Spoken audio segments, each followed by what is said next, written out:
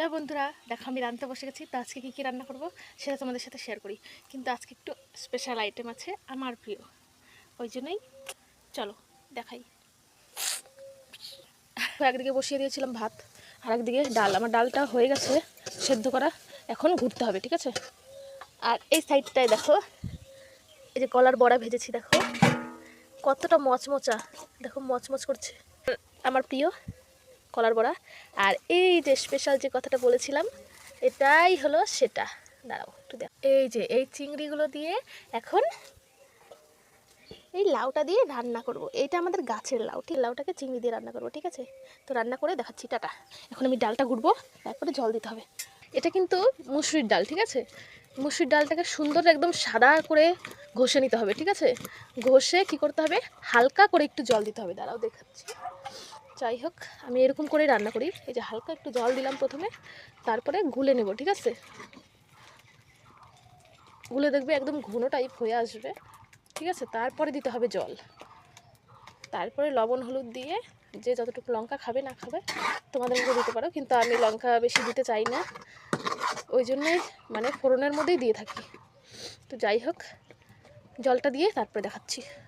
ডালটা ঘুটে আমি জল দিয়ে দিয়েছি, হলুদ লবণ দিয়ে দিয়েছি। তো এখন আমি লাউটা কেটে নিব। তো কেটে তারপরে দেখা, ঠিক আছে। টাটা। এরকম লাউগুলো কেটে নিয়েছি, আর এই যে চুকলাগুলো এগুলো ভাজা করবো আলু পেঁয়াজ দিয়ে, আমার খুব ভালো লাগে, ওই জন্য রেখে দিয়েছি সুন্দর করে। দেখো পাতলা পাতলা করে কেটে রেখে দিয়েছি। যাই হোক, আর এটা এখন কুচাতে হবে, তো কুচিয়ে তারপরে দেখাচ্ছি।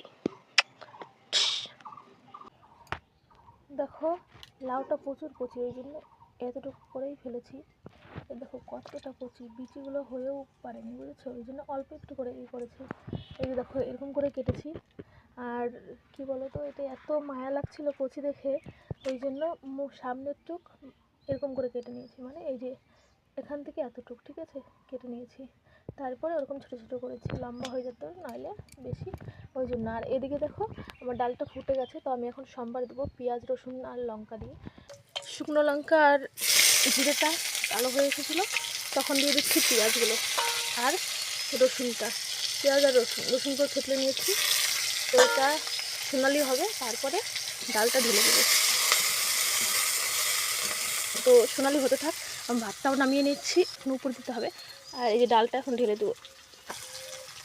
একটা সম্বার দিয়ে দিয়েছি, প্রায় হয়েও গেছে। আর এদিকে আমার ভাতটা উপর দিয়ে দিয়েছি। এখন এই লাউটার জন্য লঙ্কাটা বেটে নেব, কিন্তু লঙ্কা বাটতে একটু, মানে কাঁচা লঙ্কা বাটতে একটু যদি লবণ দেওয়া যায় তাহলে তাড়াতাড়ি বাটা হয়ে যায়, ওই জন্য আর কি লবণ দিয়ে নিয়েছি। দেখো